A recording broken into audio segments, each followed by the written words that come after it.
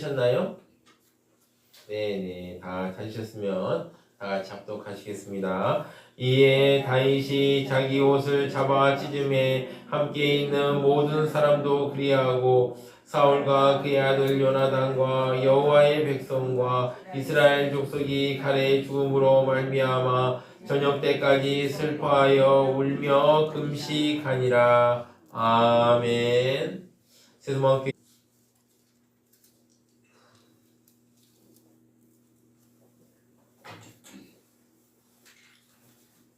성스러운 주일 아침에 거룩하신 주의 전으신 사랑하는 수많게 성도님들 한 분 한 분마다 하나님의 사랑과 은혜와 축복이 넘쳐나시기를 진심으로 축원합니다. 지난 한 주 동안 평안하셨는지요? 폭설과 한파로 많이 힘드셨을 줄 압니다. 제가 생각해봐도 2월달에 이렇게 추운 적은 거의 없었던 것 같은데요. 하나님의 보호하신 은혜가 가득한 한 주 되시기를 바랍니다. 옆에 있는 분들에게 주 안에서 평안한 한 주 되세요 라고 인사하시기 바랍니다. 주 안에서 평안한 한 주 되세요. 네, 주 안에서 평안한 한 주 되시기를 바랍니다. 네. 야구 중계 혹시 좋아하시는 분들이 있습니까? 야구 보시는 거 좋아하시는 분들이 있습니까? 제가 아는 어떤 목사님은 야구 중계를 아주 즐겨 보시는데요. 특정 팀의 팬입니다. 그래서 어떤 팀이 이기면 얼굴이 밝아져요. 그럼 이제 밑에 있는 부경자들은 덩달아 좋아집니다. 그런데 그 팀이 맨날 지고 있다. 연전연패다. 그러면 어떻게 됩니까? 얼굴이 막 구겨지기 그럼 밑에서 막 눈치만 볼 수밖에 없습니다. 그런 분도 있습니다. 야구는 어떤 종목입니까? 여기 보시면 투수가 이제 여기 마운드라고 하죠. 여기 마운드가 던진 공을 타석에 있는 타자가 방망이로 때려냄으로써 모든 플레이가 이루어지는 종목이죠. 투수는 가능한 한 안 맞히려고 하고 타자는 가능한 한 세게 때리려고 합니다. 그러다 보니까 이 온갖 꼼수가 이 야구 선수들 안에서 일어납니다. 그러니까 이 타자들 같은 경우에 가장 많이 쓰이는 꼼수가 뭐냐면 방망이 안에 그 코르크 아시죠? 이렇게 병 같은 거 이렇게 딱 넣는 거 코르크나 아니면은 이 쇠구슬 같은 걸 채워놓으면은 땅 때리면 멀리 나간다고 그래요 공이. 그래서 이게 원래 안 되는 건데 원래 막 집어넣는다고 합니다. 사실 방망이 안에는 어떻게 확인합니까? 다 잘라볼 수도 없고요. 모르죠. 그러니까 그냥 그럭저럭 넘어가는데요. 근데 안 지키면 상관이 없죠. 많은 선수들이 유혹을 받습니다. 그런데 가끔 걸립니다. 유명한 미국의 이제 그 야구 선수 중에 세미 소사라는 분이 있습니다. 여러분 기억하시는 분도 있을지 야구 좋아하시는 분들은 기억하실 것 같은데요. 한 번쯤 들어보셨을 거예요. 이 사람이 이제 90년대에 마크 맥과이어와 함께 홈런왕 경쟁을 벌였어요. 누가 더 홈런을 더 많이 때리냐 하면서 메이저리그에서 초유의 관심사였는데요. 그런데 어느 날 세미 소사라는 선수가 야구를 하다가 탁 쳤는데 방망이가 부러졌어요. 그런데 그 안에 뭐가 있었습니까? 코르크가 발견된 것입니다. 난리가 났죠. 그 선수 생명은 끝나고 말았던 것입니다. 그 이후에는 이 팀 저 팀 전전하였지만 이전처럼 활발하게 활동할 수 없었습니다. 그 세미소사라는 선수가 한순간에 유혹을 뿌리치지 못하고 결국 올라가고 말았던 것입니다. 사랑하는 성도 여러분, 유혹은 사람을 무너지게 합니다. 오늘 다윗은 유혹을 받습니다. 그 유혹은 너무나도 달콤한 유혹이었습니다. 어떤 유혹이고 다윗은 어떻게 했을까요? 한번 살펴보려고 합니다. 첫 번째입니다. 유혹은 갑자기 다가옵니다. 이제 사울의 시대가 끝나고 다윗의 시대가 시작됐습니다. 그러니까 사무엘상 31장에서 사울이 죽고 사울의 시대가 끝났죠. 이제 다윗의 시대가 시작되었습니다.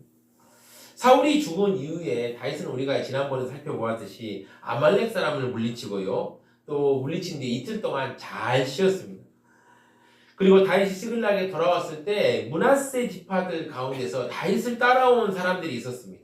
많았지만 성경에는 아드나, 요사밧, 여디아델, 미가엘, 요사밧, 엘리우, 실르데라는 사람들이 다윗의 그 무리에 합류했다고 말합니다. 이 사람들은 뭐냐면 므낫세 지파 사람들 중에서 천부장들, 용사들이다라고 말하고요. 또 그들은 다윗 군대의 장군이 되었죠. 이렇게 훌륭한 사람들이 인재들이 막 몰려오니까 어떻습니까? 사람들이 구름대같이 막 다윗의 진영에 막 몰려들기 시작한 겁니다. 점점 이제 막 흥왕하고 막 부흥하고 막 강해지고 되는 거죠. 자, 이런 상황 속에서 이제 아말렉을 무찌른 후 3일이 지났습니다. 너무도 평온하고 또 그 지역 사람들 얼마나 좋겠습니까? 이제 뭐 풍부한 전리품도 있겠다. 날마다 잔치 벌였을 것입니다. 막 잔치 벌리고 맛있는 것도 먹고 막 그랬습니다. 그런데 한 사람이 다윗을 찾아옵니다. 성경은 그를 사울의 진영에 나왔다 하고 또 그의 옷이 찢어졌다고 말하고 머리에는 흙이 있었다라고 말합니다. 그러니까 얼마나 초라한 몰골인지 알 수 있겠죠. 그가 다윗에게 나와 땅에 엎드려 절하였습니다. 다윗은 놀랬습니다. 이 사람 누굴까라고 물어봅니다. 다윗은 그에게 묻습니다. 3절을 보시면 다윗이 그에게 묻되 너는 어디서 왔느냐 하니 대답하되 이스라엘 진영에서 도망하여 왔나이다 하니라. 이스라엘의 진영에서 도망갔다는 소식을 듣고 소식이 매우 궁금했습니다. 그런데 지금 소식을 전하는 자의 모습은 초라하기 그지없습니다. 분명히 안 좋은 소식일 것입니다. 그는 전쟁터의 소식을 전합니다. 4절을 보시면 다윗이 그에게 이르되 일이 어떻게 되었느냐 너는 내게 말하라. 그가 대답하되 군사가 전쟁 중에 도망가기도 하였고 무리 가운데 엎드려져 죽은 자도 많았고 사울과 그의 아들 요나단도 죽었나이다 하는지라. 그런데요, 이 사람이 딱 봐도 존귀한 사람이 아니잖아요. 옷은 찢어졌고 머리는 흙이 가득하고 초라한 몰골로 나타났는데 이 사람이 왕과 왕자들의 소식을 어떻게 할까요? 여러분, 과거에 사진이 나오기 전에는 사람의 얼굴을 판별하기 참 어려웠습니다. 부하들이 그래서 왕의 복장을 입고 적군들을 유인하기도 하였습니다. 특히 왕과 왕자들의 얼굴은 가까이 있는 사람들이 아니면 알기 어려웠습니다. 좀 이상하지요. 어쨌든 다윗은 충격을 받습니다. 이스라엘 왕이 죽은 것에 대해서 슬퍼하는 마음이 있었기 때문입니다. 5절을 보시면 다윗이 자기에게 알리는 청년에게 묻되 사울과 그의 아들 요나단이 죽은 줄 내가 어떻게 아느냐. 그러자 그 청년의 대답이 참 이상합니다. 6절을 보시면 그에게 알리는 청년이 이르되 내가 우연히 길보아 산에 올라가 보니 사울이 자기 창에 기대고 병거와 기병은 그를 급히 따르는데. 참 이상하죠. 우연히 올라갔다고 그랬어요. 분명히 전쟁터고 싸움박질 나고 막 난리 난다고 비명소리 들리고 막 그런 상황 속에서 그 자리를 태연하게 올라갔다는 것입니다. 말이 됩니까? 우리가 전쟁이 났다면 어떻게 합니까? 피난 가지 않습니까? 피난 가자 해서 피난 가고 피하지 않습니까? 그런데 군인이 아닌데 이 싸움 한복판에 우연히 갔다고 합니다. 말이 됩니까? 아니지요. 그 청년은 이렇게 말을 이어갑니다. 7절을 보시면 사울이 뒤로 돌아 나를 보고 부르시기로 내가 대답하되 내가 여기 있나이다 한즉. 이 사람이 군인도 아닌데 사울 왕이 누군지 어떻게 알았을까요? 점점 거짓의 냄새가 나고 있습니다. 청년은 사울이 자기를 불러 말했다고 합니다. 8절 9절을 보시면 내게 이르되 너는 누구냐 하시기로 내가 그에게 대답하되 나는 아말렉 사람이니이다 한즉 또 내게 이르시되 내 목숨이 완전히 내게 있으므로 내가 고통 중에 있나니 청하건대 너는 내게 뜯어서 나를 죽이라 하시기로. 이것도 참 이상하죠. 사울이 싸움에 패해서 도망갈 때 할례 받지 않는 블레셋 사람의 손에 죽고 싶지 않아서 자기 무기 든 사람의 손에 죽고자 했는데 아말렉 사람들은 여러분 이스라엘 백성들과 원수들입니다. 원수인데 그 원수 보고 죽여달라고 했다고요? 말도 안 되는 일이죠. 어쨌든 청년은 이렇게 말을 이어갑니다. 10절을 보시면 그가 엎드려진 후에는 살 수 없을 줄 내가 알고 그의 곁에 서서 죽이고 그의 머리에 있는 왕관과 팔에 있는 고리를 벗겨서 내 주께로 가져왔나이다 하니라. 우리가 지금까지 청년이 한 말을 들어보면 거짓말임을 알 수 있습니다. 그는 다윗이 사울의 원수이기 때문에 사울을 죽이고 유품을 가져오면 큰 상을 받을 것이라고 생각했습니다. 지금 아말렉 청년은 다윗을 유혹하고 있습니다. 거짓말로 그릇하게 유혹하고 있습니다. 지금 다윗의 마음에 이런 마음도 들 것입니다. 이것을 받고 청년에게 상을 주고 싶은 마음도 생길 것입니다. 여러분, 사울은 다윗을 죽이려고 애썼던 사람입니다. 사랑하는 성도 여러분, 지금 원수 사울을 죽이고 사울이 남긴 왕관과 팔에 있는 고리를 주는 사람에게 유혹을 느끼지 않겠습니까? 지금 청년이 주는 물건은 왕을 상징하는 물건입니다. 면류관도 팔찌도 당시 왕들이 차고 다니는 통치자를 상징하는 물건입니다. 옛날 조선시대 옥새 정도로 보시면 될 것 같아요. 옛날에 동양사를 보면 옥새 하나 가지고 얼마나 막 싸웁니까? 이 옥새를 차지하기 위해서. 그런 통치자를 상징하는 물건을 가져왔습니다. 나의 원수를 죽였을 뿐만 아니라 왕권을 상징하는 물건을 가져왔다니 보통 사람 같으면 좋아가지고 큰 상을 내렸을 것입니다. 지금 이것은 다윗을 시험하는 유혹입니다.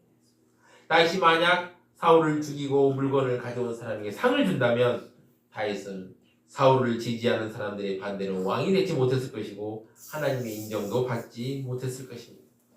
우리는 다윗이 편안하게 쉬고 있을 때 유혹이 다가왔다는 것을 주목해야 합니다. 하나님의 은혜로 다윗은 블레셋과 함께 싸우지 않아서 진퇴양난에서 벗어났습니다. 그리고 다윗이 찌글락에서 잠시 자리를 비운 사이에 쳐들어왔던, 그리고 사람과 물건을 다 가지고 왔던 아말렉 사람들도 기적적으로 추적하여서 빼앗긴 물건뿐만 아니라 그 위에 엄청난 전리품을 얻게 되었습니다. 또 나아가서 이스라엘 중에 소외된 지역에 전리품을 나눠주고 또 사정상 함께하지 못하는 사람들에게도 전리품을 나눠주었습니다. 지금 다윗은 기분이 좋았습니다. 어려움에서 벗어났을 뿐만 아니라 반전의 역사가 일어나서 많은 재물을 얻고 이 재물을 나눔으로 다윗을 좋아하는 사람이 더 많아졌습니다. 게다가 앞에서 말씀드렸지만 므낫세 지파에서 많은 장군들이 함께함으로 많은 무리들이 다윗의 무리에 함께하였습니다. 지금 다윗은 얼마나 의기양양했을까요? 그렇지, 역시 하나님께서 나에게 은혜를 주시고 계시지, 이렇게 생각했을 것입니다. 그런데 그때 유혹은 다가옵니다. 우리가 하나님의 자녀로 살아갈 때 사단은 우리가 하나님의 자녀로 살아가는 것을 매우 싫어하고 미워합니다. 어떻게 하면 넘어뜨릴까? 어떻게 하면 시험에 빠뜨릴까? 연구합니다. 그래서 다윗이 이렇게 기분이 좋을 때 유혹의 손길을 내밉니다. 사랑하는 성도 여러분, 우리가 예수를 믿고 신앙생활하는 것은 엄청난 특권입니다. 우리가 예수를 믿고 믿음으로 살아갈 때 당당하게 하나님 아버지께 담대하게 우리의 구할 것을 아뢰 수 있습니다. 이러한 놀라운 특권과 은혜를 누리고 있을 때 우리는 알게 모르게 방심합니다. 그리고 그때 유혹의 손길이 다가옵니다. 지금 다윗에게도 이런 유혹의 손길이 다가왔습니다. 우리는 언제나 이런 유혹이 다가올 수 있음을 알고 조심해야 합니다. 두 번째입니다.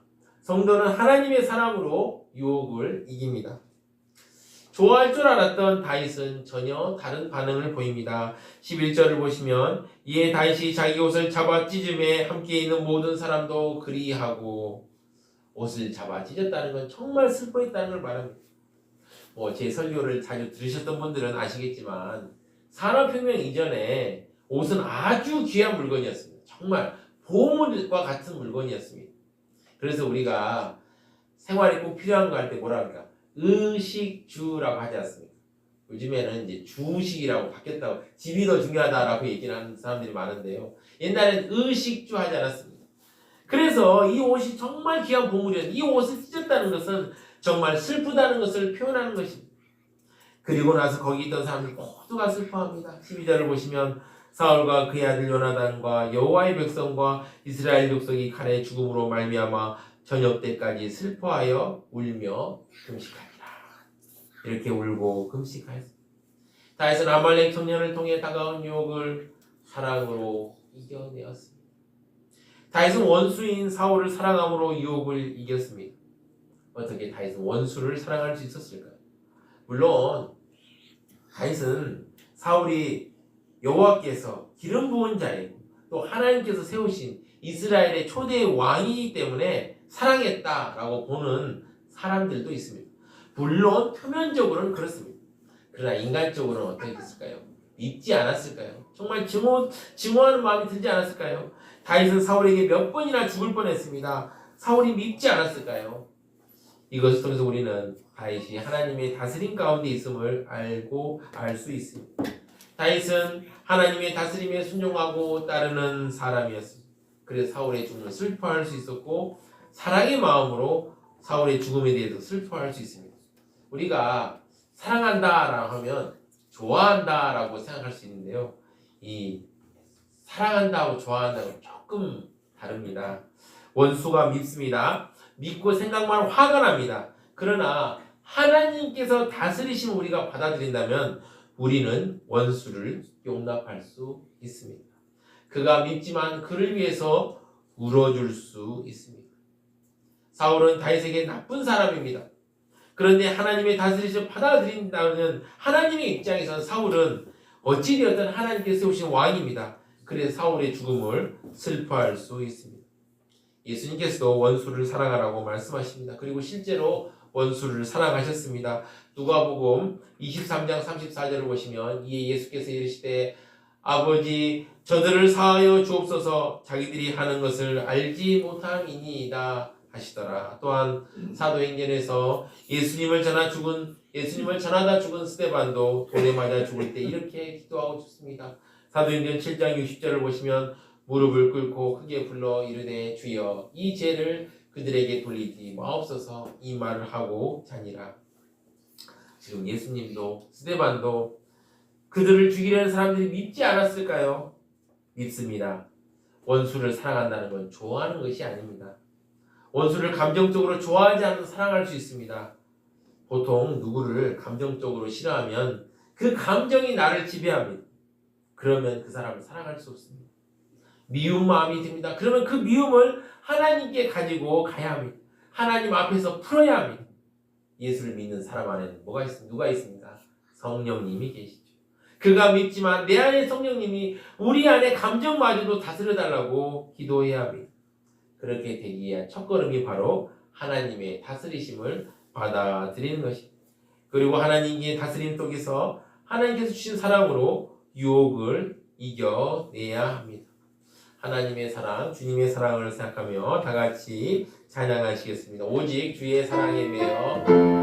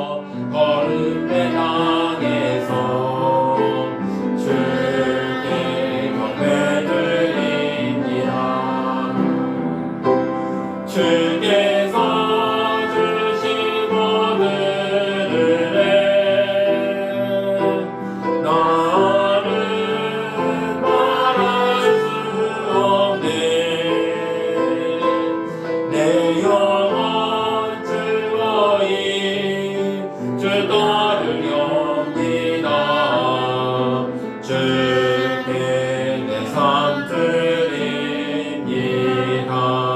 아멘. 세 번째입니다. 성도는 하나님의 정의와 공의로 유혹을 이깁니다. 다윗이 그 청년에게 묻습니다. 13절을 보시면 다윗이 그 소식을 전한 청년에게 묻되 너는 어디 사람이냐? 대답하되 나는 아말렉 사람 곧 외국인의 아들이니이다 하니. 왜 다윗은 청년에게 어디 사람인지 물을까요? 이스라엘의 왕인 사울을 죽인 것을 심판하기 위함입니다. 청년이 아말렉 사람임을 알자마자 심판합니다. 14절을 보시면 다윗이 그에게 이르되 내가 어찌하여 손을 들어 여호와의 기름 부은 받은 자를 죽이기를 두려워하지 아니하였느냐 하고 그리고 청년을 벌합니다. 이어 다윗은 청년을 벌한 이유를 설명합니다. 16절을 보시면 다윗이 그에게 이르기를 내 피가 내 머리로 돌아갈지어다 내 입이 내게 대하여 증언하기를 내가 여호와의 기름 부은 받은 자를 죽였노라 함이니라 하였더라. 아멘. 그 청년은 하나님께서 세우신 사람을 죽였습니다. 하나님의 기름 부은 받은 자를 죽였기 때문에 그에 합당한 벌을 받았습니다. 오늘 다윗은 하나님의 공의와 정의로 바르게 심판하였습니다. 그래서 다가오는 유혹에서 이길 수 있었습니다. 이 모습은 다윗 이후에 오실 예수님께서 공의와 정의로 심판하실 것임을 미리 보여주고 있는 것입니다. 이사야 9장 7절을 보시면 그 정사와 평강의 더함이 무궁하며 또 다윗의 왕자와 그의 나라에 군림하여 그 나라를 굳게 세우고 지금 이후로 영원히 정의와 공의로 그것을 보존하실 것이라 만군의 여호와의 열심히 이를 이루시리라. 아멘. 우리가 예수님께서 원수도 사랑하라 하셔서 그 원수가 심판을 받지 않는다고 생각해서는 안 됩니다. 반드시 예수님께서는 재판장이 되셔서 심판하십니다. 요한계시록을 보면 세상에서 억울하게 고통당한 성도들이 호소하는 내용들이 나옵니다. 우리는 이 땅에 살아갈 때 다가오는 유혹을 하나님의 정의와 공의로 물리쳐야 됩니다.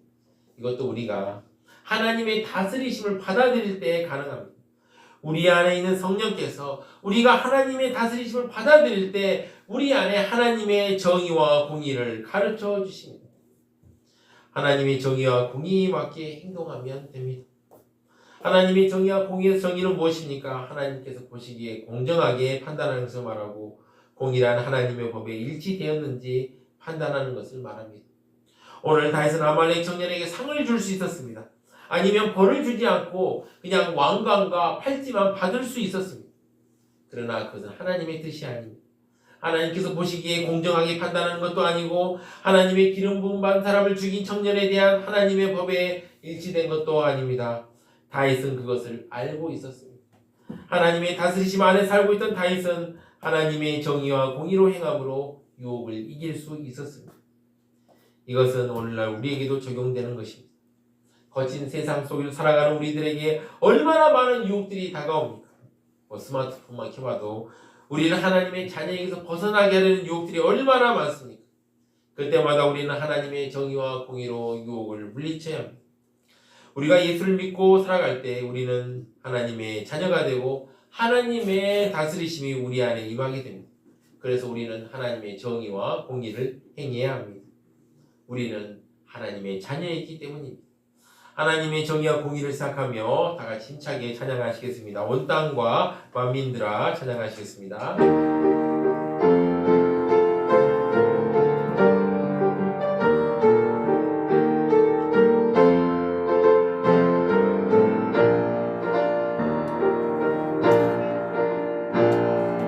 온 땅과 만민들아 주의 음성 듣고 모두 기뻐하라. 산들과 나무들도 즐겁게 춤추며 함께 송벽쳐라. 사랑과 정의를 주시는 주 영원한 그의 나라. 찬양할 날이 선법과 같은 진리의 그분 말씀 승리의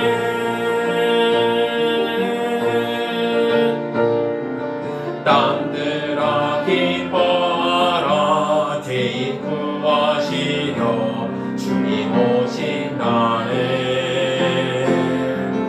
십자가 구원으로 우리 물리쳤네 어둠의 세력을 사랑과 정의를 주시는 주 영원한 그의 나라 정의 날이 성도와 같은 진리의 그분 말씀 승리에 모두 다 소리 높여 모두 다 소리 높여 주님 찬양해 힘있게 찬양해 왠지 온 세상에 열방과 만민을 주가 통치하네 사랑과 정의를 주시는 주 영원한 그의 나라 좌우의 날이 성함과 같은 진리의 그분 말씀 승리에 아멘. 사랑하는 수많은 성도 여러분, 왜 성경은 다윗이 유혹을 받는 것을 보여주었을까요? 주셨을까요? 그것은 우리도 그렇게 유혹을 받을 수 있기 때문입니다. 이러한 유혹은 저나 여러분 누구에게도 다가올 수 있습니다. 그때 우리가 유혹을 이기기 위해서는 하나님의 다스리심을 받아들여야 합니다. 그리고 그때 비로소 우리는 하나님의 사랑으로 하나님의 정의와 공의로 유혹을 물리칠 수 있습니다. 하나님의 다스리심을 받아들이며 하나님의 사랑과 하나님의 정의와 공의로 다가온 유혹에서 승리하시는 사랑하는 수만기 성도님들 되시기를 진심으로 축원합니다. 다같이 합심하여 기도하겠습니다. 하나님의 사랑과 하나님의 정의와 공의로 유혹을 물리칠 수 있도록 주여 한번 외치고 힘차게 기도하시겠습니다. 주여 주님 우리 감사합니다. 우리 붙잡아 주시고 아버지 같이 하여 주시옵소서. 유혹이 갑자기 우리에게 다가올지 아버지 우리가 하나님의 다스리심 속에서 아버지여 하나님의 사랑과 하나님의 정의와 공의로 유혹을 물리치며 승리할 수 있도록 주여 붙들어 주시고 아버지 함께하여 주시옵소서. 우리에게 아버지여 사단은 계속 유혹을 주고 우리를 넘어뜨리려 합니다. 우리를 축복된 자리에서 떠나게 하려고 합니다. 주여 은혜를 베풀어 주시고 하나님의 사랑과 하나님의 정의와 공의로 아버지 유혹을 물리칠 수 있도록 주여 붙잡아 주시고 아버지 함께하여 주시옵소서. 아버지 같이 하여 주시옵소서.